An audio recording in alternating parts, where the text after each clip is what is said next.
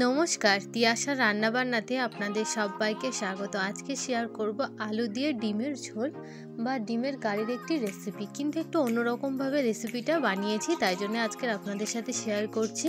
যদি রেসিপি ভালো লাগে তাহলে কিন্তু অবশ্যই লাইক, কমেন্ট আর সাবস্ক্রাইব করবেন। আর এভাবেই আমার পাশে থাকার অনুরোধ রইল আপনাদের সবাইকে।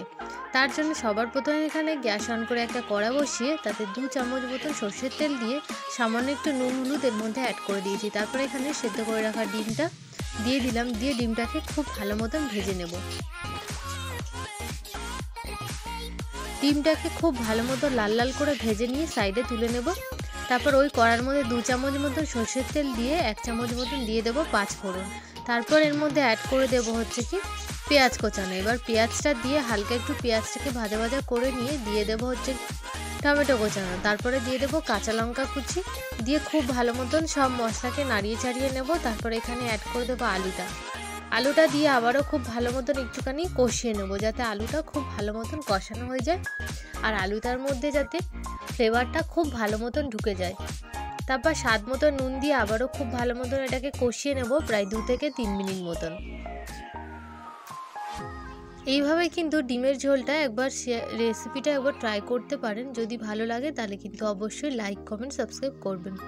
আলুটাকে খুব ভালো মতন কষানো হয়ে গেছে। এবার এর মধ্যে অ্যাড করে দিলাম 1/2 চামচ মতন হলুদ গুঁড়ো, আর এখানে অ্যাড করে দিলাম 1/2 চামচ মতন লঙ্কার গুঁড়ো। ঝালটা কিন্তু অবশ্যই স্বাদ মতন দেবেন। দিয়ে আবারও খুব ভালো মতন সমস্ত উপকরণকে কষিয়ে নেব। তারপর সামান্য একটু জল দিয়ে খুব ভালো মতন এটাকে কষিয়ে নিয়ে তারপর এখানে 2 কাপ মতন জল কিন্তু অ্যাড করে দিচ্ছি। তারপর এটাকে 2 মিনিট মতন ফুটিয়ে নেব। 2 মিনিট মতন এটাকে ঢাকা দিয়ে খুব ভালো মতন ফুটিয়ে নেব। তারপর 2 মিনিট হয়ে গেলে ভেজে রাখা ডিমগুলোর মধ্যে অ্যাড করে দিলাম, দিয়ে আবারও 1 মিনিট মতো এটাকে ফুটিয়ে নেব। তারপর ওপর দিয়ে একটু গরম মশলার গুঁড়ো ছড়িয়ে দিলে রেডি হয়ে গেল আমাদের ডিমের কারির রেসিপি। যদি রেসিপিটা ভালো লাগে তাহলে কিন্তু অবশ্যই লাইক, কমেন্ট, সাবস্ক্রাইব করবেন। আর এভাবেই আমার পাশে থাকার অনুরোধ রইল আপনাদের সবাইকে। আবারও দেখা হবে নতুন কোনো রেসিপির সাথে। আজকের মতন এইটুকু। সবাই ভালো থাকবেন, সুস্থ থাকবেন।